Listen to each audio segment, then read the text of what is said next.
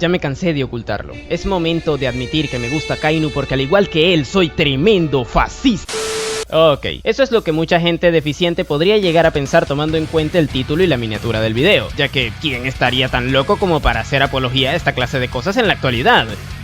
Pero en fin, la realidad es que yo personalmente creo que en la actualidad de One Piece Akainu es uno de los personajes más interesantes y de los únicos que realmente podrían rescatar a esta historia de su más grande problema, la de terminar haciendo que no nos la tomemos en serio. ¿Por qué razones no deberíamos odiar a Akainu? ¿Cuál es su papel dentro de la historia? ¿Qué es lo que nos está ocultando Oda con el personaje? Descúbrelo ya mismo, así que sin darle más vueltas a esta intro, empecemos con el video.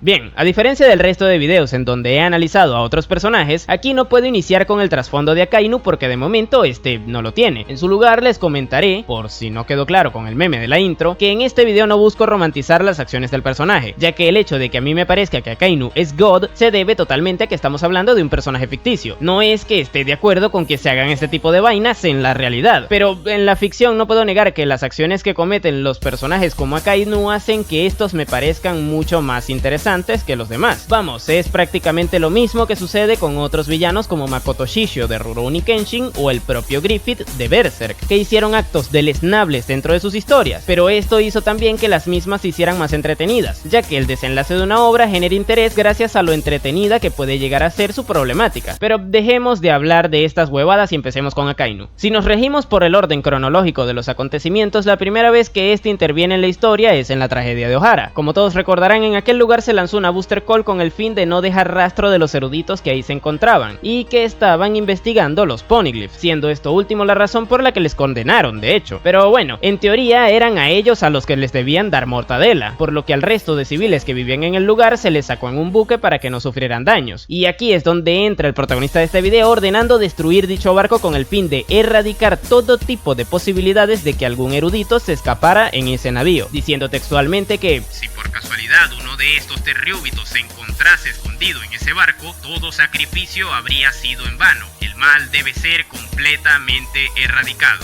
Esto obviamente es una locura desmedida, puesto que está poniendo el fin por encima de los medios, siendo en este caso el medio hacer directamente una repartición masiva de mortadela. Sin embargo, con esto ya se nos da forma a lo que es el personaje, un tipo extremista que siempre pondrá lo que cree que es la justicia por delante, y esto es algo sumamente peligroso, puesto que cuando gente como él llega a algún puesto de poder, la cosa se empieza a tornar bastante seinen, si no, pregúntenle a los alemanes. Pero bueno, a mi parecer todo lo que hizo Akainu aquí es un movimiento genial por parte de Oda, puesto que fue una forma perfecta de posicionar al personaje como el villano que más adelante veríamos que terminaría siendo en Marineford. Y hablando de Marineford, luego de lo ocurrido con Ohara no volvimos a ver al almirante hasta que entramos en la llamada Guerra de la Cumbre. Ahí el personaje tuvo un desempeño curioso, puesto que a pesar de que el rol antagónico del arco lo ocupó la marina como ente, a mi parecer es Akainu quien monopolizó el puesto de villano, y esto se debe a dos razones. La primera es que Sengoku, quien estaba por encima de él a nivel jerárquico, parecía que estaba más ocupado siendo una especie de comentarista de la guerra como si de un partido de fútbol se tratara. Y la segunda es que entre este y Akainu, obviamente fue el almirante de Magma quien tuvo un rol más activo durante el conflicto, y debido a esto las consecuencias fueron las que fueron. Pero no nos adelantemos, ya que hay una situación interesante con un personaje previo a la mortadela que repartió, y esa fue la de su manipulación hacia Squardo. El primer gran movimiento del almirante en la guerra fue aprovecharse de la debilidad del bando enemigo para debilitarlo. Él supo ver el pie del que cojeaba la flota de Shirohige y no dudó en presionar dicho lugar. Como bien mencioné antes, la justicia que este intenta aplicar justifica los medios, aunque los mismos impliquen ensuciarse las manos usando a piratas para conseguirlos. Si antes ya se nos había construido al personaje como alguien extremista al darle mortadela a un grupo masivo de personas, ahora se nos pone sobre la mesa que también es un tipo que carece del sentido del honor dentro del combate, puesto que utilizó una artimaña para dañar a Shirohige, manipulando a uno de sus hijos para que este le hiriera. Esto es brutal, puesto que como villano sabe contraponerse perfectamente al lado bueno de la historia en este arco, puesto que el bando de Shirohige, que es quien lo representaba, se nos planteaba como una familia que confiaba plenamente en el emperador. Sin embargo, el Marín, como buen villano que es, nos resalta las carencias de esa visión idealizada, puesto que con lo de Squardo nos demuestra que no eran tan familia como creíamos, ni tampoco confiaban tanto en su líder, puesto que con dicha acción pone a pensar a varios miembros de esa flota y obliga a Shirohige a entrar en la primera línea para recuperar esa confianza. Pero dejando esto de lado, para ese punto no conocíamos del todo de lo que sería capaz el almirante, y es que hasta ese momento el personaje podría haber sido perfectamente el villano cliché que solo se limita a manipular y aprovecharse de las vulnerabilidades, así como también de su posición para realizar según qué actos, algo que terminó siendo Orochi, quien de hecho también tiene un accionar motivado por el odio, pero ese puesto le iba a quedar muy pequeño a Akainu, y nos lo deja bien en claro cuando entra a combatir en la primera línea, rifándosela contra nada más y nada menos que el emperador que comandaba el asedio al lugar, y aunque a priori este no hubiera sido rival para Barba Blanca, puesto que más adelante este último demostró brevemente que le podía meter tremendo papeo eficiente, no se puede negar tampoco que Akainu le dejaría no uno, ni dos, sino 3 recuerditos al emperador. Pero bueno, hablando de recuerditos, la mortadela que le dieron a Ace es indiscutiblemente el punto y aparte más pronunciado que ha tenido la historia de One Piece en los casi 30 años que tiene de emisión, y esto es gracias al señor de la fruta de magma, en parte no solo por lo que significó para los personajes involucrados en la misma, sino también porque es la más grande derrota que ha tenido el bando de los buenos en este manga, derrotas que de hecho no es que abunden mucho que digamos. Además, es aquí donde los ideales de Akainu salieron victoriosos, puesto que ya lo había dicho él mismo cuando vio a los dos hermanos juntos: que los hijos de Roger y Dragon sean hermanos adoptivos resulta siniestro, su propia estirpe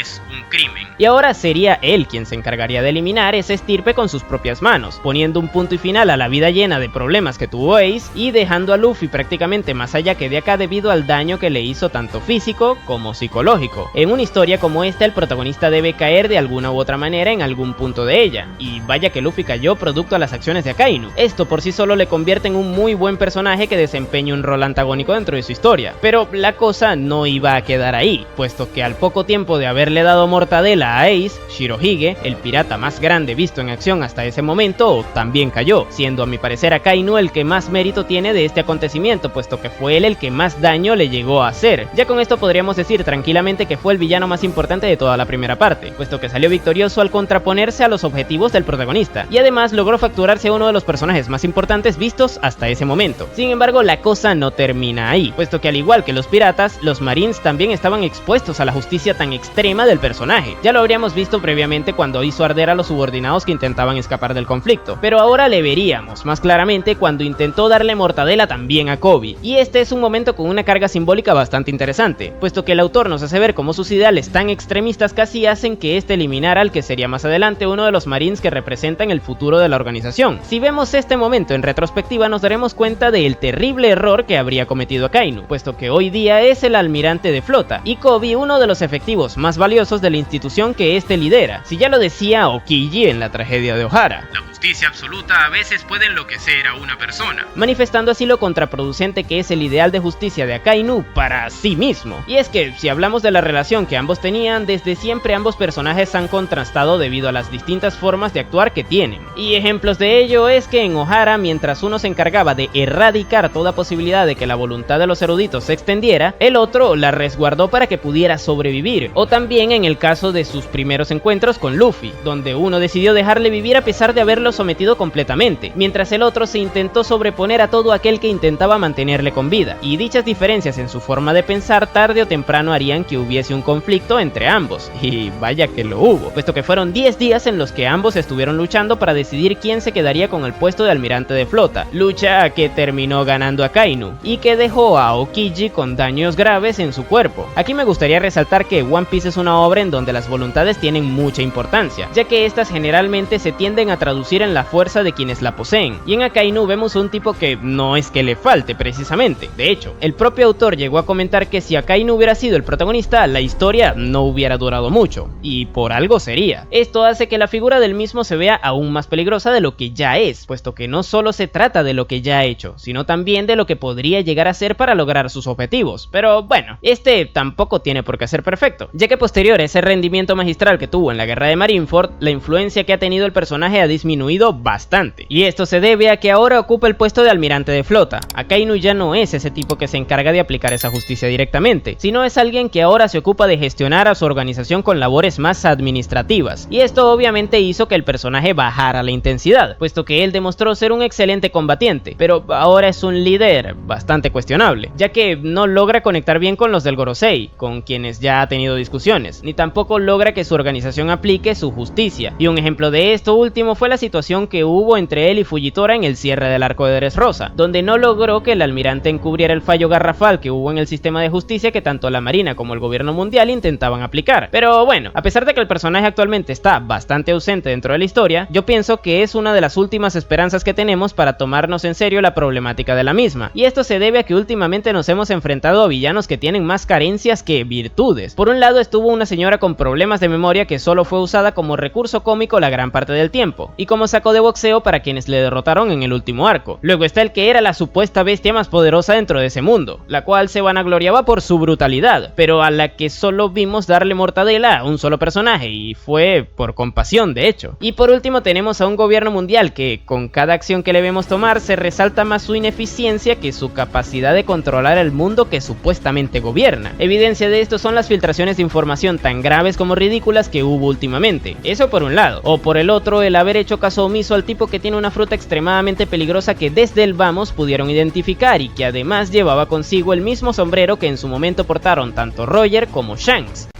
Increíble. En fin, actualmente One Piece está llegando a su recta final y esta necesita que tengamos villanos que nos impongan respeto por sus acciones. Es por esta razón que considero que tanto Akainu como Barba Negra son las únicas esperanzas que nos quedan, ya que ellos, a diferencia del gobierno, sí que actúan eficientemente para conseguir sus fines. Es por esta razón que yo considero que no se debe odiar ni aborrecer a Akainu. Sí entiendo que es un personaje que hizo cosas extremadamente reprochables y que además se encargó de finiquitar a un personaje sumamente carismático como lo fue Ace, pero creo que debemos empezar a comprender que este tipo de vainas le hicieron más bien que mal a la historia, ya que le hizo muchísimo más entretenida. Si Akainu no hubiera sido tan extremista como lo fue en Marineford, ese arco no fuera recordado a día de hoy como uno de los mejores de One Piece y de los más trascendentales dentro del shonen contemporáneo. Adicional a eso, a día de hoy es un personaje que, como bien mencioné al principio, carece de un trasfondo que nos explique las razones que le llevaron a ser como es, y tomando en cuenta lo relevante que ha sido, seguramente esto se nos revelará en un futuro, por lo que promete ser incluso mejor de lo que ya es, y es por esta razón que creo que Oda no nos ha querido revelar su pasado aún. Pero bueno, esta es mi visión del personaje. ¿Tú qué opinas al respecto? Déjamelo en la caja de comentarios.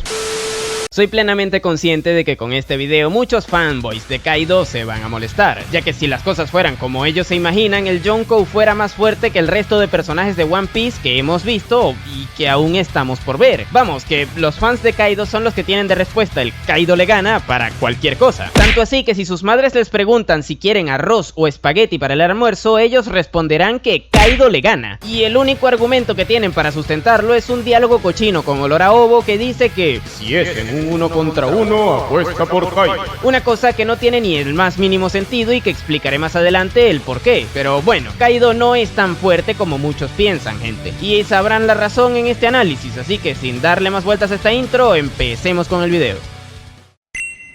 Bien, como de costumbre en este canal empezaremos con el trasfondo del personaje, ya que esto nos servirá para comprender un poco mejor las acciones que este tendrá más adelante. Y es que si hablamos de Kaido, la verdad es que tuvo un trasfondo sumamente interesante. Como muchos otros personajes de One Piece, este era un niño huérfano. Sin embargo, a diferencia de la mayoría de niños sin padres que hemos visto en este manga, este no corrió con la suerte de encontrarse con nadie que le llevara por el buen camino. Más bien, todo lo contrario. Kaido creció librando batallas en nombre del reino Vodka, gracias a la descomunal fuerza que le otorgaba el pertenecer a la raza de los Onis, y esto hizo que en su mente llegara a la conclusión de que para poder vivir hay que luchar y ser fuertes, ya que solo los fuertes son los que sobreviven a las batallas, y él era uno de ellos. Este pensamiento le llevó a cuestionar la forma en la que el reino por el que luchaba era gobernado, pero eventualmente se dio la situación en la que el rey de dicho lugar negoció con el gobierno mundial ingresar al Reverie a cambio de entregarles a Kaido, y al darse cuenta de la situación desarrolló un odio gigantesco hacia la nobleza, alegando que nadie que no sea fuerte debería estar al mando de nada. Y esto les podrá sonar familiar, puesto que dicho pensamiento podría compararse al sistema de mando basado en la meritocracia, donde los puestos de poder en la organización donde se aplique son ocupados por las personas mejor capacitadas, solo que en el caso de Kaido, este basa la meritocracia según la fuerza que se demuestra en el combate, cosa que posteriormente aplicó dentro de su tripulación. Pero si continuamos con su trasfondo, el Oni se convirtió en un prófugo de la justicia, puesto que logró escapar de todos los barcos que le intentaban transportar hacia los lugares donde le querían retener. Esto hizo que se ganara su primera recompensa, la cual era de 70 millones de berries, y con la edad de 15 años despertó la curiosidad de un joven Shirohige, quien le invitó a unirse a la banda de Rocks, tripulación con la que conocería a la gran mayoría de personajes a los que terminó respetando, y estos fueron su propio capitán Shebek, Shirohige por otro lado, e incluso hasta el propio Roger, personaje contra el que dicha banda luchó antes de su disolución. Y esto es importante puesto que estando en ese entorno su visión del mundo se vio reforzada al ver que la ley del más fuerte era la que imperaba en ese momento, ya que como sabrán, la tripulación de los Rocks no era una muy amistosa que digamos internamente. Pero bueno, otro personaje que sería bastante importante para él y que conoció ahí fue a Big Mom, con quien parece que tuvo una relación más cordial puesto que fue ella quien le otorgó la fruta del Seiryu, cosa por la que según la propia emperatriz, el Oni estaría en deuda con ella durante toda la vida. Pero bueno, tras la disolución de los Rocks, Kaido eventualmente fue capturado y llevado a Punk Hazard, lugar en donde Vegapunk le extrajo su factor de linaje, con el que posteriormente copiaría su fruta del diablo. Ahí conoció a un Lunaria con el que también experimentaban mientras intentaba escapar. Este despertó su interés, puesto que le demostró ser muy fuerte al resistir todos los experimentos a los que le sometieron, por lo que le liberó y le ofreció ser su primer tripulante. Fue ahí cuando nació King, puesto que ese fue el nombre que Kaido le dio al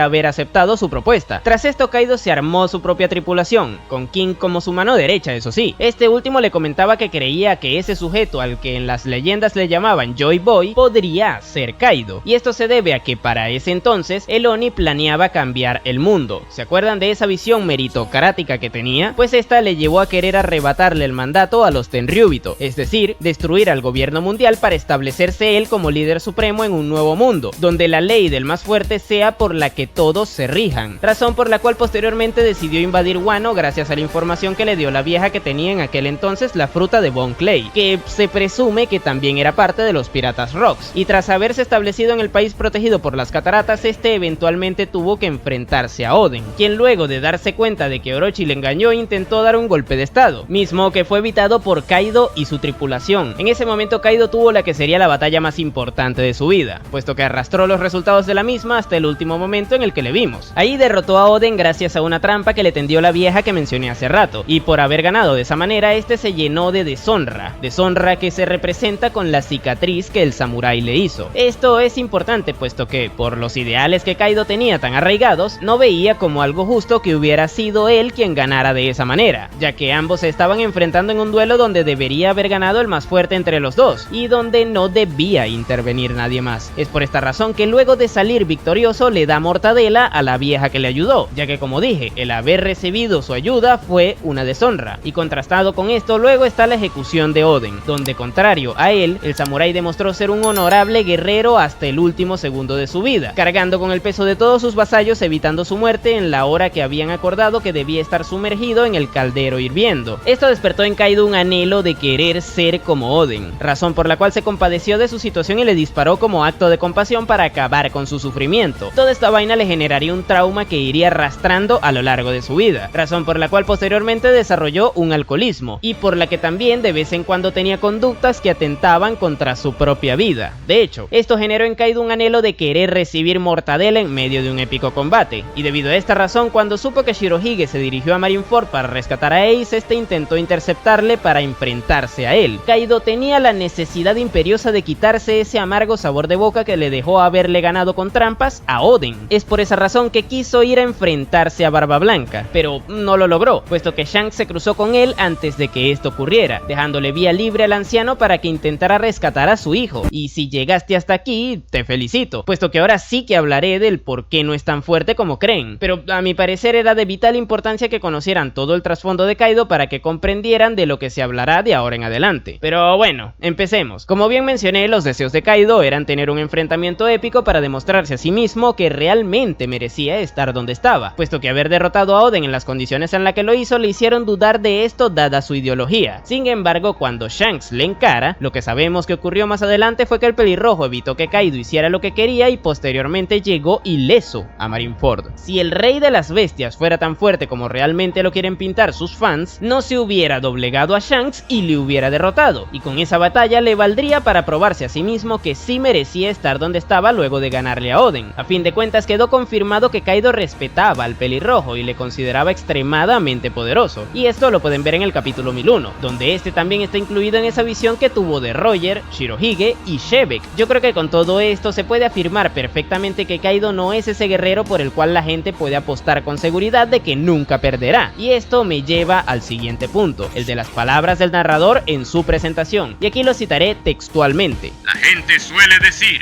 en un 1 contra 1, apuesta siempre por Kaido, pues ya sea en tierra, mar o aire, entre todos los seres vivos, este pirata es conocido como la criatura más poderosa. Y me gustaría hacer énfasis en la primera parte, la gente suele decir. Esto nos indica que el narrador no está confirmando absolutamente nada de lo que dice, simplemente está comentando lo que la gente opina de Kaido. Y obviamente esto nos sirve para hacernos una idea de qué tan poderoso podría llegar a ser el personaje, pero no nos sirve para definir con exactitud las capacidades que este posee, puesto que son creencias de la gente, y aquí lo que vale es lo que se ve, no lo que se dice, puesto que de la misma forma la gente dentro de ese mundo también dice que el gobierno mundial está liderado por el Gorosei, pero lo que realmente sucede es que por encima de ellos está Imu. De hecho, si dejamos esas creencias populares de lado y nos vamos a los hechos, Kaido se doblegó ante la voluntad de Shanks cuando este se interpuso en su búsqueda de un épico combate y decidió regresar a Wano, y esto es un comportamiento sumamente extraño, puesto que si lo que él anhelaba era ponerle fin a su vida en un enfrentamiento increíble, ¿no sería esta una ocasión de oro? A fin de cuentas estaba al frente de uno de los pocos hombres a los que respetaba, por ende uno de los pocos que en teoría podría haberle llevado a conseguir su objetivo, el cual era o probar que se merecía estar donde estaba luego de derrotar a Oden, o ser papeado en el intento para no tener que seguir arrastrando con dicha deshonra, pero decidió echarse para atrás. Si realmente fuera ese ser indetenible y el más poderoso que ha pisado el mundo de One Piece, no se hubiera doblegado ante la voluntad de Shanks, y hubiera sido él quien hubiera llegado ileso a Marineford a intervenir en la guerra, solo que en su caso con la cabeza del pelirrojo metida en una mochila, cosa que no ocurrió porque aunque lo hubiera intentado, no hubiera podido derrotarle, porque lo que la gente dice de él realmente no es tan así. Y ojo, aquí debo matizar, no es que yo esté diciendo que Kaido sea débil, de hecho, a mi parecer Kaido es actualmente con diferencia el personaje más poderoso contra el que se ha enfrentado Luffy, y prueba de ello es que ha sido al que más le ha costado derrotar, a pesar de que en el arco en donde esto ocurrió fue en donde Luffy más power-ups ha conseguido, pero esto no tiene por qué hacerle el personaje más fuerte de la historia moderna de One Piece, aún quedan muchos villanos por derrotar, y sería extraño que el más fuerte de entre todos haya sido derrotado tan pronto, por lo que desde aquí les digo, no se crean el humo que intentan vender las personas que toman como un hecho objetivo cosas que comentan los personajes randoms de One Piece, créanse los hechos que suceden dentro de la historia de One Piece.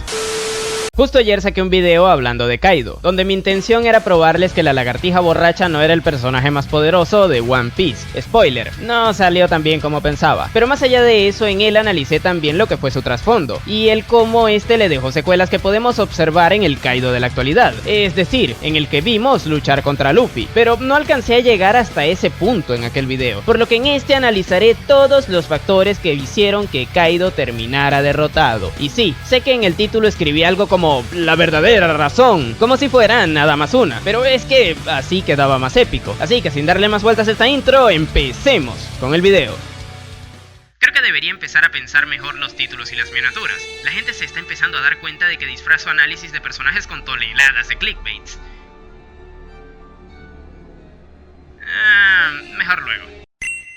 Bien, en el video pasado expliqué lo importante que fue para Kaido la batalla que tuvo contra Oden, pero no te preocupes si no lo has visto, ya que te lo resumiré brevemente. Cuando Oden intentó liberar su país y se enfrentó a Kaido, batalla donde de hecho le hizo la cicatriz que tiene en el pecho, el samurái terminó perdiendo porque antes de que se diera un choque de ataques entre ambos fue distraído por la vieja Kurosumi que apoyaba a Kaido, y esto hizo que Kaido le metiera tremenda papeada al samurái. Sin embargo, el Oni consideró que haber ganado de esa manera no era honorable, ya que básicamente ganó con trampas, y esto le molestó a tal punto punto de que luego de terminar el combate, le dio mortadela peruana a esa vieja por haberse entrometido. De hecho, esto le generaría una especie de trauma, puesto que por haber ganado de forma no honorable, sintió que perdió todo su honor, cosa contraria a lo que ocurrió con Oden, quien lo mantuvo hasta el último segundo de su vida al recibir mortadela épicamente en el caldero hirviendo. Gracias a esto, Kaido desarrolló una especie de complejo de inferioridad hacia el samurái, algo que haría que le pusieran un pedestal dentro de su corazón, en el cual también estaban gente como Roger, Shebeck o Barba Blanca. Bueno, realmente no en un pedestal dentro de su corazón de forma romántica, pero todos hagamos como que sí lo fue para continuar con el chiste. Y teniendo esa especie de despecho por Oden, ahora a Kaido le tocaría tener una vida en donde jamás recuperaría ese honor que perdió en aquella batalla, vida que analizaremos a continuación, puesto que esto explica perfectamente un factor indispensable para la derrota que tuvo posteriormente contra Luffy. Pero bueno, démosle con esto. Lo primero que se debe mencionar si nos regimos por el orden cronológico de los acontecimientos es que posterior a la mortadela que le dio a Oden, Yamato, la hija de Kaido, se encontró su bitácora de viaje, y tras leerla esta empezó a rolear que era Oden, algo que obviamente a su padre le molestaría muchísimo, puesto que ahora tendría a su hija recordándole todo el tiempo a aquel sujeto que nunca pudo derrotar limpiamente. Y si seguimos avanzando en el tiempo, específicamente a unos meses antes de que el asalto a Onigashima se diera, Orochi le comentaba en una de sus reuniones que los vasallos del samurái legendario estaban nuevamente entre ellos, algo que despertó el interés de Kaido, quien le ordenó al gobernante que si los capturaba, les mantuviera con vida, ya que la última voluntad de ese sujeto fue la de que estos escaparan para que pudieran liberar el país en el futuro, y ese futuro al cual se refería era ahora el presente en donde estaban, por lo que este al menos quería darle esa oportunidad de que ellos le demostraran de qué estaban hechos. Pero bueno, estos viajeros temporales lograron aliarse con un grupo de piratas y con un movimiento interno que había en el país, y se dirigieron a Onigashima con intenciones de darle mortadela a Kaido para así liberar Wano, cargando así con la voluntad de Oden. Sin embargo, todo esto se vio un tanto perjudicado en el momento en el que capturaron a Momonosuke, el heredero del clan Kozuki y por ende el hijo de ya ustedes saben quién. Teniéndolo a su merced, Kaido no desaprovechó la oportunidad para igualar la balanza con el samurái. Si este ya le había puesto a su hija en su contra después de haber sido papeado, ahora le tocaría a él quitarle a su hijo, haciendo que este renegara públicamente de su apellido, cosa que Momo no terminó haciendo porque es un personaje God, le duela a quien le duela. Y esto obviamente fue un golpe bajo para Kaido, puesto que no se esperaba que ese muchacho cobarde que conoció en el pasado se atreviera a llevarle la contraria ahora en el presente. Y antes de que pudiera hacer algo en su contra, llegaron los vasallos de ustedes ya saben quién para protegerle, atacando así a Kaido por sorpresa y dándole inicio a la guerra de Onigashima en el momento en el que se los llevó a la azotea para permitirles vengar a su jefe. Esta batalla contra los Vainas Rojas tuvo un par de momentos interesantes que reafirman lo que les estoy comentando. El primero es cuando varios de los samuráis utilizaron el estilo de dos espadas de Oden para reabrirle su cicatriz, golpeando así el punto débil de Kaido, sus memorias, puesto que aquí daba comienzo a lo que sería una lucha que tuvo el emperador contra la voluntad del legendario espadachín que le terminaría llevando a su ruina. Y el segundo momento interesante fue lo que sucedió posterior a lo primero, es decir, Kaido afirmando ese anhelo que tenía porque le dieran un final digno de un gran guerrero, así como lo tuvieron Shirohige, Roger y como no, ustedes ya saben quién. Sin embargo, no serían ellos quienes le dieran ese épico final, más bien, sin mucho esfuerzo este les derrotó a todos, y luego de hacerlo puso en marcha su plan de la nueva Onigashima, cargando la isla con sus nubes y trasladándola hacia la capital de las flores para hacer que ésta le cayera encima. Si Wano no era capaz de olvidar a Oden, entonces tocaría destruirlo imponiendo su voluntad por encima de la de él, y a pesar de que podría decirse que derrotó a las vainas que llevaban la voluntad del samurái, no derrotó dicha voluntad, puesto que justo después de que eso ocurriera llegó alguien más que la cargaba consigo, o bueno, varios, mejor dicho. Es ahí donde empieza su batalla contra los Supernova, y donde sus esperanzas de que llegara un guerrero capaz de ponerle un punto final épico a su vida volvieron a florecer. Luffy prometía ser un digno rival contra el que pudiera enfrentarse, pero también estaban otras jóvenes promesas que buscaban su cabeza, siendo Zoro la más resaltante entre ellas, quien primero intentó asestarle un golpe que el emperador se vio obligado a esquivar, y que luego logró crearle otra cicatriz más con la misma espada que empuñaba a ustedes ya saben quién. Nuevamente golpeaban a Kaido en su punto débil. Los recuerdos del épico samurái volvían y cada vez le hacían más daño. Primero le reabrieron su cicatriz, luego le golpearon tan fuerte como para lograr derribarle, y ahora le crearon una cicatriz más. Sin embargo, el emperador no iba a dar su brazo a torcer, y justo cuando pensaba que ya les había derrotado a todos, Luffy se levanta, pero esta vez siendo incluso más fuerte que antes, ya que ahora era capaz de dominar esa técnica que solo los guerreros más poderosos podían usar. Era prácticamente un hecho, si existía alguien en ese mundo dispuesto a darle un final épico a su vida, ese que era él. Y aquí es donde viene su gran decepción, puesto que también derrota a Luffy. Nuevamente ganó la batalla contra la voluntad de Oden, pero no la guerra contra ella. Y además, este cometió el error de no rematar a Luffy y él mismo lo resalta, ya que según él, al no hacerlo la gente pensaría que el sombrero de paja sí era capaz de derrotarle, tal cual como él pensaba que lo hacían con Oden. Nuevamente Kaido estaba siendo víctima de esa especie de complejo de inferioridad que le generó el samurái, pero era demasiado pronto para lamentarse, ya que Momonosuke, el representante de esa rebelión, aún seguía con vida, por lo que debía encontrarle, y para su sorpresa, cuando lo hace se topa nuevamente con Kinemon, quien al mantener esa voluntad inquebrantable se opuso nuevamente a Kaido. No importaba qué tan grande era la diferencia de poder, el espíritu del samurái le hacía sentir que iba en contracorriente. Kinemon permite que Momo escape de ser capturado, pero eso le costó bastante caro, o bueno,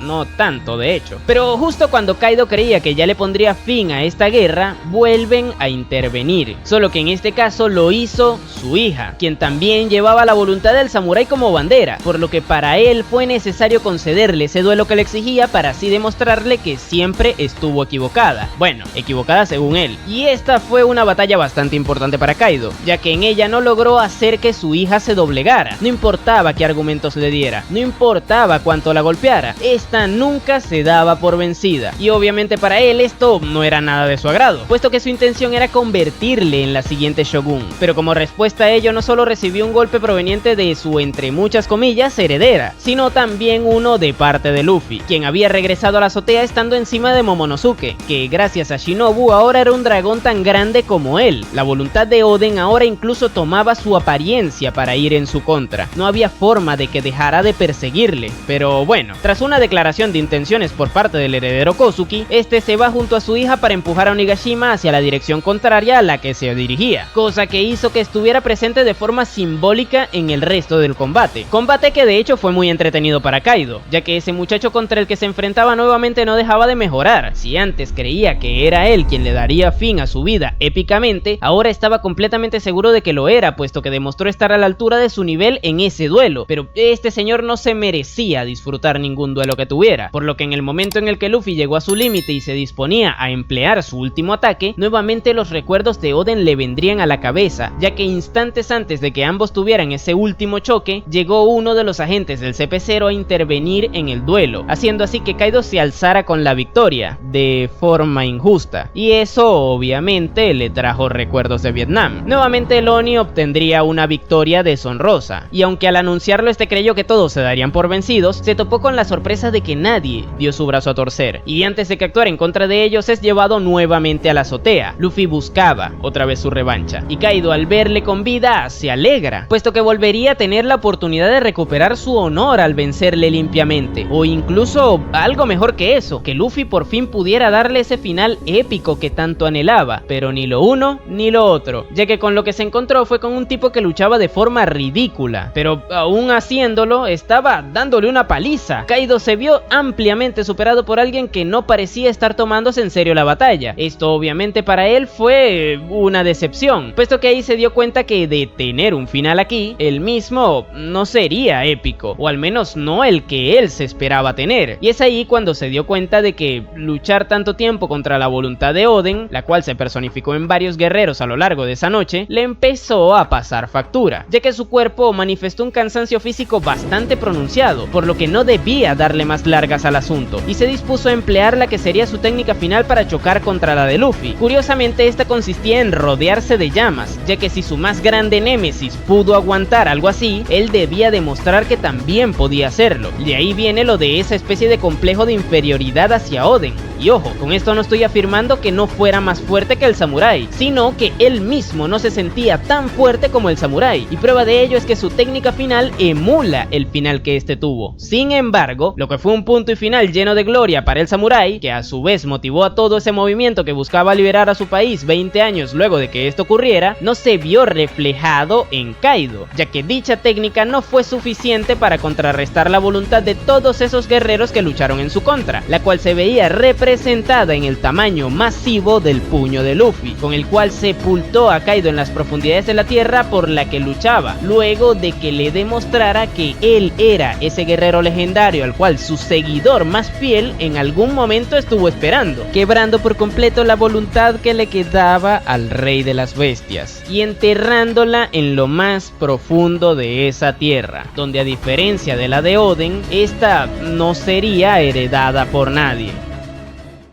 Y este fue el fin de Kaido. Obviamente el factor más determinante para su derrota fue que Luffy despertara su fruta, ya que con ella pudo superarle en fuerza. Sin embargo, como este es un power-up momentáneo que le deja bastante agotado, otro factor que influyó muchísimo fue el desgaste que le generó al emperador el hecho de estar en un combate continuo contra tantos personajes distintos, los cuales no le generaban un daño resaltante físico, pero sí uno bastante pronunciado a nivel psicológico, puesto que cada uno de ellos le recordaba de alguna u otra manera que la voluntad de Oden era mucho más grande que la de él, y esto le perjudicaba un montón, ya que de por sí el personaje venía arrastrando un trauma ocasionado por el enfrentamiento que ambos tuvieron en el pasado, el cual se reavivaba cada vez que le confrontaban directamente, que se protegían entre ellos, cuando le daban golpes bajos a su moral, o incluso simplemente al oponerse a su objetivo. Todo esto representaba esa voluntad inquebrantable que en su momento Kaido no pudo doblegar, y que ahora le estaba dando una revancha limpia a esa victoria injusta que en su momento obtuvo. Es por esa razón que yo creo que Kaido nunca pudo superar ese despecho entre muchas comillas que le dejó Oden, y por lo cual creo también que fue un factor determinante para que este fuera derrotado. De hecho, en la historia hemos visto como otros personajes bastante poderosos han tenido luchas durante varios días consecutivos, pero la clave para que estos resistieran tanto era que todos ellos creían en sí mismos. En cambio, Kaido no creía en sí mismo, ya que siempre pensó que estaba bajo la sombra de alguien más. Es por eso que su voluntad no le permitió que aguantara tanto como el resto. Pero bueno, como bien mencioné al principio del video, ayer hice otro en donde analicé todo su trasfondo y donde explico la razón del por qué es un mito eso de que era una criatura invencible. Y para los que ya lo vieron, debo admitir que patiné con el tema del encuentro con Shanks, así que les pido que no tomen en cuenta ese argumento, ya que estaba basado en conjeturas y suposiciones. Tras el arco del país de Wano se pueden sacar muchas conclusiones con respecto a los emperadores, puesto que los que perdieron sus puestos lo hicieron habiendo actuado de mejor o peor manera, y quienes se mantuvieron decidieron actuar a posteriori. Pero por lo que nos reunimos en esta oportunidad es para hablar de las razones por las que yo creo que Big Mom es de lejos la peor ocupante de este puesto, y para ello vamos a comparar los que para mí son los aspectos que hacen de un Yonkou un buen emperador dentro de One Piece, siendo el otro punto en comparación Kaido, quien cayó junto a ella en el mismo arco. Así que sin darle más vueltas a esta intro, empecemos con el video.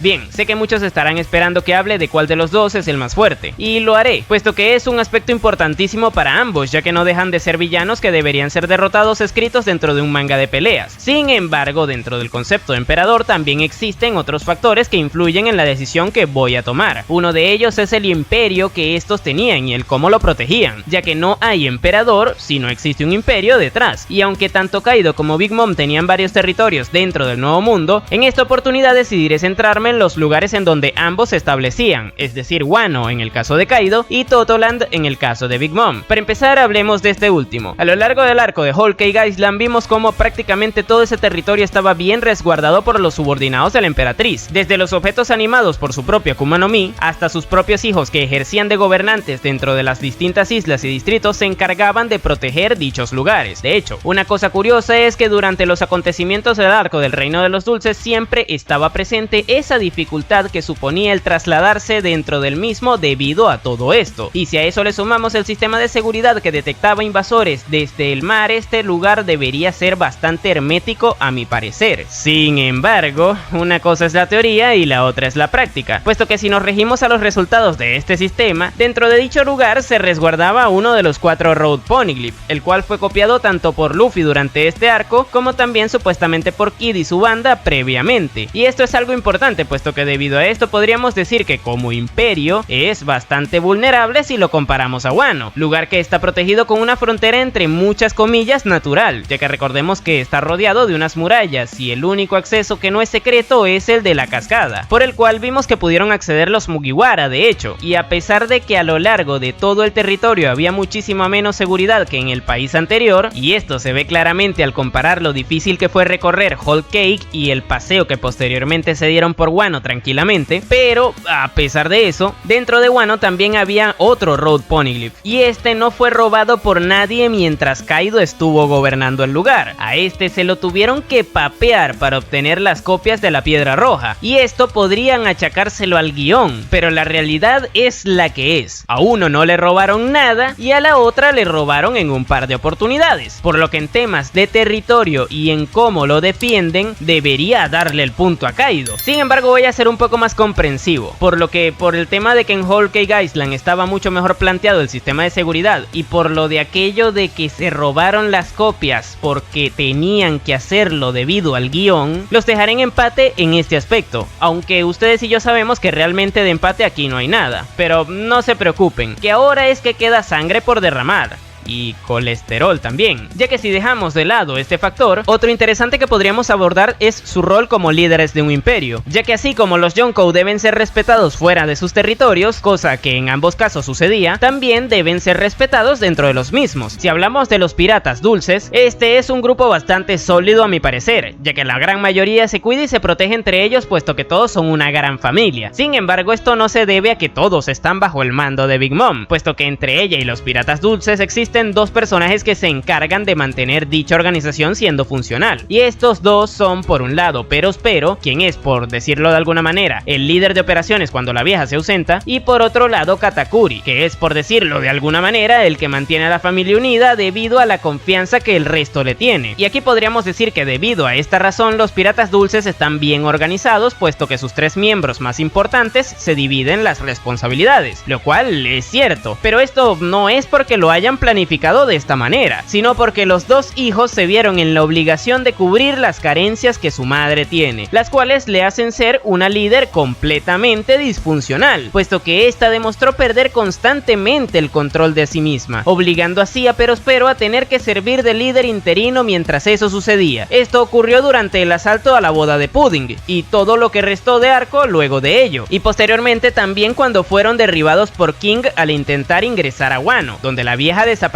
y el Perorín debió ejercer de líder para el resto de la banda. Y por otro lado, debido al comportamiento tan inestable de la vieja, Katakuri tuvo que ocupar ese rol de figura de confianza dentro de la banda, razón por la cual todo el mundo confía más en él que en la propia vieja, y tanto esto como lo que sucede con Perorín hacen que el papel de líder que tiene Big Mom se vea bastante manchado, puesto que en varias oportunidades esta ha atentado en contra de su territorio y de su propia organización, ya sea por sus brotes psicóticos como también por las decisiones que toma estando en sus plenas facultades, siendo un ejemplo de esto último el intentar entrar en modo kamikaze a Wano, algo que terminó haciendo que derribaran su barco, poniendo en peligro a todos los integrantes de su banda, puesto que todos eran usuarios y casi se caen en el mar, y poniéndose a sí misma en una situación complicada, obligándole al resto a tener que intentar entrar nuevamente, pero ahora para salvarla a ella. Esto demuestra que los piratas dulces se sostienen por el trabajo de Perospero y de Katakuri, y no por la figura de liderazgo que tiene entre muchas comillas Big Mom, lo que le transforma en una pésima líder, cosa totalmente contraria a Kaido, quien a pesar de tener conductas erráticas también de vez en cuando, no pone en riesgo a su organización ni a su territorio, sino a sí mismo cuando lo hace. Además, si en el caso de Big Mom esta necesitaba a dos de sus hijos para mantener a su banda unida, en el de Kaido no necesitaba a nadie más que a sí mismo, puesto que el propio sistema por el que este se regía, impartido por él, el cual era enteramente meritocrático, mantuvo funcionando a la organización por sí sola hasta que fue derrotada. Y esto es gracias a que en este caso, la mentalidad del líder sí que logró calar en sus liderados, hasta el punto en el que le convenció y la mayoría la adoptaron, demostrando así que prácticamente todos los integrantes de los Piratas Bestias confiaban en su líder, y razones no le faltaban para hacerlo, puesto que este no falló hasta que fue derrotado, y aún habiendo sido derrotado, fue el último integrante trascendental de la misma en caer, no como la señora pierdo mi memoria y fuerzo a mis hijos a rescatarme, por lo que en temas de liderazgo no hay discusión, Kaido es infinitamente mejor líder que Big Mom. Pero dejando ese otro factor de lado, no hay que dejar de tener presente que ambos personajes no dejan de ser villanos, y para que estos sean trascendentales dentro de la historia, cosa que deberían ser ambos tomando en cuenta que son dos de los piratas más importantes de esa era, estos deben tener una construcción interesante, y les pongo de ejemplo a Doflamingo, que siendo mucho más pequeño en escala de importancia que ambos, aún Moon sigue brillando más que cualquiera de los dos gracias a este aspecto, y aquí de antemano les diré que no podré determinar cuál de los dos es el mejor, y esto se debe a que en el caso de Big Mom, esta tiene un trastorno psicológico que se supone que le hace actuar como actúa, y digo se supone no porque lo esté cuestionando, sino porque yo de psicología no sé nada, por lo que sería terriblemente irresponsable que yo estuviera determinando si está bien planteada la influencia de este trastorno en el personaje, pero lo que sí les diré es que a mí me parece que en su caso, su flashback está mucho mejor construido que el de Kaido, y esto es porque el de este último son cuando mucho 3 páginas de manga. No obstante, debo decir que debido a mi poco conocimiento en el área psicológica, se me hace mucho más interesante el de Kaido, puesto que no logro determinar qué tanto afecta el trastorno de Big Mom en sus acciones, y en contraposición a esto sí que logré entender el cómo un niño de guerra terminó convirtiéndose en un emperador, y el cómo sus vivencias hicieron que se desarrollara su forma de entender el mundo, cosa que terminó calando incluso en cómo decidió organizar a su banda, por lo que en este aspecto yo me inclino más por Kaido, pero no lo tomaré en cuenta debido a que sería injusto posicionarle por encima de Big Mom si no soy capaz de determinar si en su caso la premisa se llevó a cabo de buena manera. Ya eso se los dejo a ustedes en los comentarios. ¿Quién tiene mejor trasfondo? ¿La lagartija llorona o la acaparadora de calorías? Bien, y ahora que ya hablamos de todos estos factores, toca entrar en el que es un poco más importante. ¿Quién de los dos es más poderoso? Y la razón por la que esta característica es un poco más importante que las anteriores se debe a que simplemente estamos en un manga de peleas, muchachos. No se rompan mucho la cabeza y sobre todo, no rompan los huevos en los comentarios queriendo poner por encima el trasfondo, ya que no estamos hablando de quién es mejor personaje, por lo que sí, el nivel de poder de los emperadores y el cómo lo demuestran es fundamental para determinar su rendimiento como Yonkou. Y prueba de esto es que el único que ha ocupado ese puesto sin ser realmente poderoso es un gag cómico en sí mismo dentro de la historia. Pero bueno, aquí me gustaría aclarar que la diferencia de poder entre ambos personajes en teoría no debería ser tan distante, ya si uno es más fuerte que el otro la cosa no debería variar tanto, puesto que se nos plantean como dos semejantes. Sin embargo, lo determinante aquí realmente es cómo utilizan dicha fuerza dentro del combate. Si bien es cierto que Big Mom es muy poderosa, su desempeño en la guerra de Onigashima, que fue en donde lo demostró y donde también le quitaron el puesto, dejó mucho que desear, y esto se debe a que nunca le vimos demostrar ese poder tan gigante que debería tener como emperatriz. Cuando ambos estaban en la azotea, esta se vio extremadamente opacada por Kaido, a tal punto en el que a pesar de que el principal objetivo era el Oni, ya que fue él quien recibió la grandísima mayoría de ataques, fue a ella a quien se le derrotó. Y sí, digo derrotar porque con el plan que hicieron los supernovas para separarles, la lanzaron al mar, y de no haber sido porque Kaido intervino, esta hubiera muerto ahogada gracias a la trampa, por lo que es una derrota técnica a mi parecer. Posteriormente, si comparamos el rendimiento luego de eso, Kaido demostró el 100% de sus capacidades derrotando uno a uno a todo el que le hacía frente mientras llevaba a Onigashima hasta la capital de las flores. En cambio, Big Mom estuvo constantemente contra las cuerdas cuando se estuvo enfrentando contra Kid y Law, a pesar de que estaba fresca como una lechuga, y por si fuera poco, en dicho enfrentamiento parece que se le olvidó usar el haki del conquistador avanzado, puesto que nunca le vimos emplearlo durante toda esa batalla, y momentos para que lo hiciera, hubieron. Y por último, esta terminó siendo derrotada producto a las circunstancias, ya que como todos sabrán, ni fue Kid ni Law quienes le dieron el golpe final, sino la gran explosión que se generó cuando esta cayó, y todo esto ocurrió porque la señora decidió no tomárselos en serio nunca. Esto a mi parecer hace que su rendimiento en el combate sea muchísimo más inferior que el de Kaido, puesto que cometió más errores que el Piernitas Adorables, y su derrota fue mucho más fácil de obtener para la alianza que la del borrachín. Y ojo, con esto no estoy diciendo que sea débil, porque para mí Big Mom tiene una fuerza y una resistencia extremadamente altas, pero eso no le sirve de nada si actúa de la manera tan torpe en que demostró que lo hacía en esta guerra, por lo que a mi parecer, en temas de fuerza, Kaido es mucho más fuerte, ya que aunque estén igualados entre muchas comillas, este actúa de forma más lógica cuando tiene rivales al frente, y esto se deja en evidencia cuando hicieron falta a los Vainas Rojas, todos los supernovas juntos, Yamato, y que Luffy obtuviera 2 power-ups durante su enfrentamiento para poder derrotarle, mientras que con la señora con problemas de memoria y de alimentación, solo hicieron falta Kid, Law, unas cuantas bombas y literalmente la gravedad. Si a eso le sumamos que el único factor en el que esta señora pudiera demostrarse superior a Kaido es el de su trasfondo, no queda ninguna duda de que como Yonkou, Big Mom es de lejos la peor que hemos visto hasta ahora. Y ojo, durante todo el video puse a Kaido como punto de comparación precisamente porque junto a ella, este es el que más cuestionado es en comparación al resto de personajes que han ocupado ocupado ese puesto y que han demostrado previamente todos los factores anteriormente mencionados. En pocas palabras, si la comparaba con los otros, iba a salir muchísimo peor parada. Pero bueno, eso es lo que yo pienso. ¿Tú qué opinas al respecto? Déjamelo en la caja de comentarios.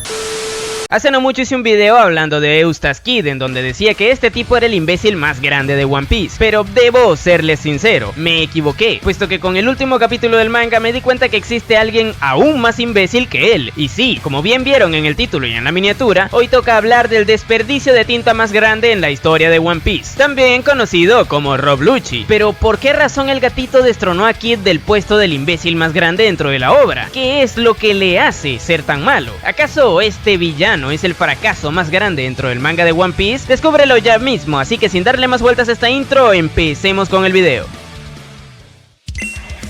Bien, sé que muchos entraron en este video con la intención de escucharme mientras les suelto una cantidad incontable de insultos a Rob Lucci. Y no se preocupen, los tendrán, pero primero debemos intentar comprender un poco al personaje, ya saben, por aquello de intentar estar lo más basados que se pueda antes de condenarlo. Además, así también entenderemos la razón por la cual este tipo pasó de ser un personaje muy prometedor a un tipo con la realidad completamente alterada. Por lo que empecemos hablando de su trasfondo. Y es que lo que sabemos de la infancia de Lucci es que desde bien jovencito ya estaba entrenando fuerte y potentemente para convertirse en un agente del gobierno mundial, y a la edad de 13 años más o menos se le encomendó su primera misión, la cual era de encargarse de unos piratas que tenían como a 500 rehenes secuestrados en un reino. Lucci se encargó de los piratas, dándoles mortadela a todos, así como también a todos los rehenes, ya que según él, estos solo entorpecían al reino, puesto que los estaban utilizando en su contra, y el gobierno mundial, al ver que ese muchacho tenía la cabeza completamente podrida desde bien jovencito, no lo dudó ni un segundo y lo ascendió. En efecto, nada mejor que dar mortadela masivamente para escalar dentro de las organizaciones, ¿verdad, Akainu? Pero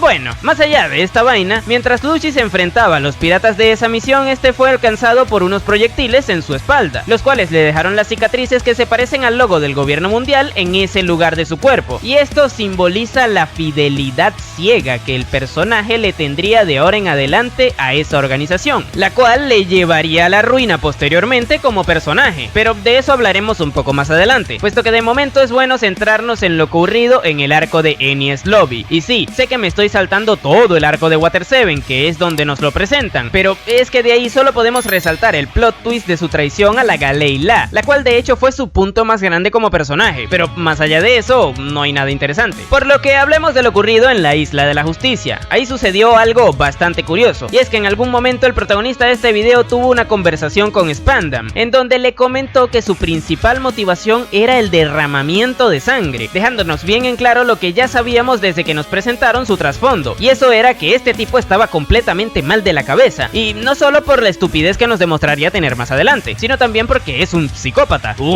estúpido, sí, pero psicópata al fin y al cabo. Pero bueno, Lucci no sabía que su deseo de ver fluidos corporales derramándose se cumpliría, pero lo que no sabía era que esos fluidos iban a ser los suyos, o bueno, los de él y los de todos sus compas, puesto que todos los miembros recibieron una papeada atómica por parte de los Mugiwara, y debido a esto y a la Booster Call que el infradotado mental de Spandam llamó por accidente, Enies Lobby terminó siendo completamente destruida, pero para su suerte, ni Lucci ni ningún otro miembro de aquel entonces CP9 corrieron con esa misma suerte, ya que como pudieron se las ingeniaron para sobrevivir, salvando así también a Lucci en el proceso, que era el único entre todos que se encontraba completamente inconsciente debido a la papeada de proporciones bíblicas que le metió Luffy. Y esto probablemente algunos de ustedes no lo hayan visto, ya que tanto eso último que mencioné como lo que les contaré de ahora en adelante solo se mostró en una mini historia del manga, por lo que si te pusiste al día con el anime, te lo perdiste, y si ya te lo has leído, presta atención igualmente, porque esto es importantísimo para entender la razón por la cual Rob Lucci es definitivamente el imbécil más grande de One Piece. Bien, luego de que todos los ahora ex miembros del CP9 lograran sobrevivir a la Booster Call, se enteraron de que Spandam les había echado la culpa a ellos del fracaso en Enies Lobby para salvar su trasero, y debido a esto más agentes del gobierno y la marina buscaron capturarles, por lo que a estos no les quedó de otra que arreglárselas para escapar del sitio llevándose a Lucci, quien seguía estando inconsciente, y terminaron llegando a una isla en donde todos se tuvieron que poner a trabajar para poder pagarle un médico para que tratara a Rob Lucci, cosa que les terminó uniendo más a todos, incluso con Lucci, quien luego de despertar demostró estar agradecido agradecido con el doctor que le trató, así como también con sus compañeros, con quien posteriormente accedió a compartir momentos joviales incluso. Y esto es importante, puesto que recordemos que se nos había planteado como un tipo sin sentimientos, pero que ahora,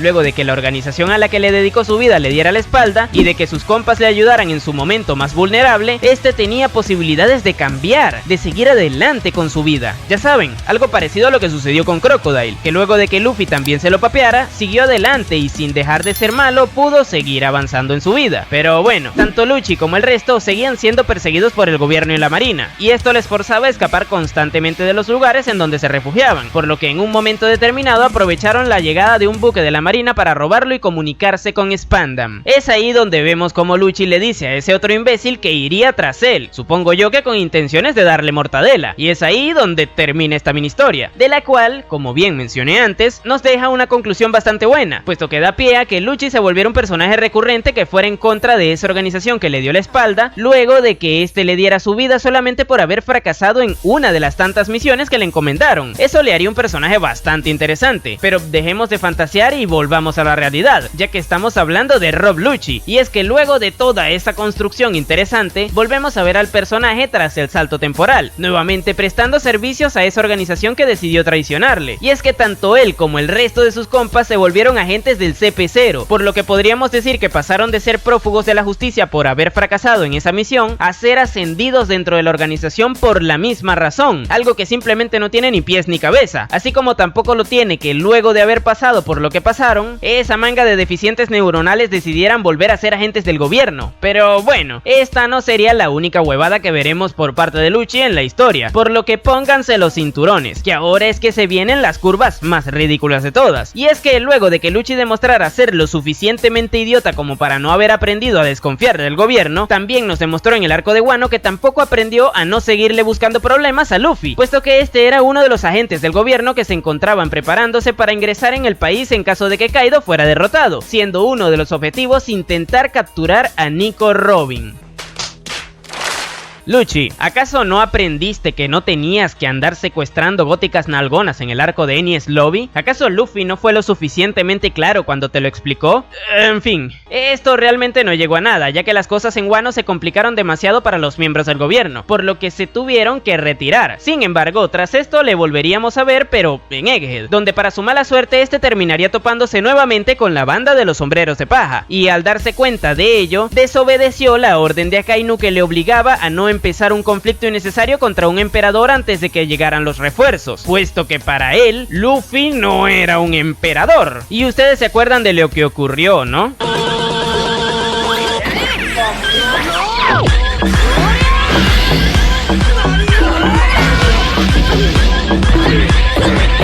No existía una peor decisión que pudiera haber tomado Lucci, y aún así la tomó, y por lo mismo recibió una papeada extremadamente humillante. Bueno, tanto él como Kaku, a quien terminó arrastrando a todo esto. Y aquí debo mencionar que si antes Lucci demostró tener una percepción de la realidad completamente alterada, más adelante demostraría directamente vivir en una realidad distinta a la del resto, puesto que luego de ser termopapeado y capturado por Luffy, este último le ofrece liberarle con la condición de que deje de meterse con sus panas, a lo que el imbécil de Lucci le responde que en cuanto terminaran de enfrentarse a los Serafins, que era la razón por la cual les estaban liberando desde un principio, este le daría mortadela a todos, empezando por él mismo, o sea, por Luffy.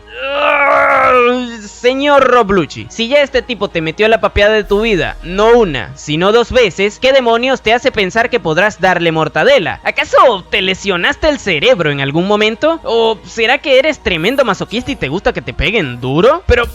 bueno, tras haberse enfrentado a los Serafins y verle con Kaku junto a los Mugiwara, uno pensaría que el tipo por fin recapacitó y entendió que no era rival para Luffy, y quizás también que le convenía ponerse en contra del gobierno por cómo estaba la situación en el mundo actualmente. Eso sucedería si estuviéramos hablando de un tipo como Crocodile, que vela siempre por su propio beneficio estratégico, pero es que de quien estamos hablando es de Rob Lucci, señoras y señores, por lo que viéndose en esa situación y habiéndose enterado de la presencia de Kizaru en las costas de la isla, no se le ocurrió ocurre nada mejor que intentar darle mortadela al viejo Vegapunk estando rodeado de enemigos, poniéndose a sí mismo en un aprieto, y también a su compañero Kaku, quien se encontraba lo suficientemente malherido como para no poder seguirle en su plan, por lo que quedó vendidísimo en esta situación, y esto simplemente es algo que no puedo entender. O sea, sí puedo entender que Lucci sea un imbécil, vamos, razones sobran para llegar a esa conclusión, pero eso de no tomar en cuenta la condición en la que se encuentra uno de los pocos sujetos que estuvo ayudándole en su momento más vulnerable, no me cabe en la cabeza. Parece que la lesión cerebral que tiene Rob Lucci, además de multiplicar su grado de imbecilidad, también hace que pierda la memoria. Loco, como mínimo intenta velar por la seguridad de tu amigo también, así como él lo hizo contigo en el pasado. No seas malagradecido. Pero bueno, tras ese intento fallido de papearse al viejo cabezón vendehumo, Zoro le saca rápidamente del lugar y esto da inicio a su siguiente enfrentamiento, mismo que de momento no hemos visto completamente, pero que ya de base empieza bastante mal cuando por un lado se vio en la obligación de utilizar su forma híbrida con su despertar incluido para solamente ser capaz de seguirle el ritmo a un Zoro que ni siquiera se había puesto el trapo de mecánico ese que siempre usa en la cabeza cuando la vaina se pone seria. Y con todo y eso, el deficiente intelectual este tiene las santas bolas de decir que se tendrá que conformar con darle mortadela a la mano derecha de un emperador. Increíble. Asumiendo que sería capaz de derrotar a Zoro, cosa que no tiene ni pies ni cabeza. Y el que piense que sí es un rival que suponga un reto para el espadachín tiene el sentido de la realidad casi tan alterado como el de Lucci. Y por otro lado, demostrando que ahora sí aceptó que Luffy fuera un emperador. Bravo, Rob Lucci, has quedado como tremendo payaso. Pero bueno, como bien se habrán dado cuenta, Lucci comparte los dos problemas más grandes que tiene Kid, razón por la cual ambos son considerados en este canal como unos imbéciles. Y esos son, por un lado, su poca capacidad de aprendizaje, siendo esto algo que les hace cometer errores constantemente, y por el otro lado su percepción de la realidad completamente alterada, algo que les hace creer que pueden hacerle frente a enemigos que les superan ampliamente, dejando como resultado que reciban papeadas históricas constantemente. Sin embargo, lo que hace que Lucci supere a Kid en esta vaina es que al menos el pelirrojo está intentando seguir un camino que le lleve al éxito, o al menos eso es lo que tiene dentro de su cabeza, puesto que su objetivo no deja de ser el de convertirse en el rey de los piratas, y en el camino a ello este aprendió con quién no debía juntarse y con quién sí. En cambio, Lucci no tiene ni lo uno ni lo otro, puesto que desde su primera aparición hasta ahora no ha dejado de ser un chupamedias de una organización que ya ha demostrado ser capaz de darle la espalda cuando este deja de serle útil, además de que también su más grande ambición es simplemente vengarse del que en algún momento le pudo haber hecho el favor más grande de su vida al habérselo papeado. Lucci no es consciente de que gracias a que Luffy se lo papeara, este pudo darse cuenta de con quién no debe contar y de con quién sí, pero como les recuerdo, estamos hablando del imbécil más grande de esta historia, por ende no aprendió nada de esto. Pero bueno, el pana Rob pudo haber sido un personaje sumamente interesante, incluso tanto como el propio Crocodile, ya que ambos no dejan de ser villanos principales de sus respectivos arcos que pasaron a ser personajes recurrentes, solo que en el caso de Crocodile, este aprendió de algunos de los errores que cometió y posteriormente siguió un camino que a día de hoy le ha dado la razón luego de haberlo tomado. En cambio, Lucci no aprendió nada de nada y actualmente está recibiendo lo que se merece, papeada tras papeada, humillación tras humillación. No importa cuánto le hayan traicionado, tampoco importa quiénes le hayan ayudado en su camino. Lo único que le importa a este sujeto son dos cosas: seguirle chupando las medias al gobierno mundial, a pesar de que esta gente incluso a día de hoy ha demostrado que no se preocupan por la supervivencia de este huevón, y vengarse del único bando en la historia al cual no va a poder derrotar, ya sea porque le superan ampliamente o simplemente por el guión, puesto que no tiene sentido que nuevamente se repita la historia de Lucci derrotando a los Mugiwara luego de tanto tiempo. Es por esta razón que Rob Lucci pasó de ser un villano trascendental para la historia a una parodia de un meme que ni siquiera se originó dentro de la misma. En pocas palabras, es actualmente el imbécil más grande de One Piece. Pero en fin, si te gustó el video no te olvides de darle me gusta y suscribirte para que no te pierdas el siguiente. Por aquí te dejaré más de mi contenido. Sin nada más que decir, tú puedes llamarme Napo y nos vemos en el siguiente video.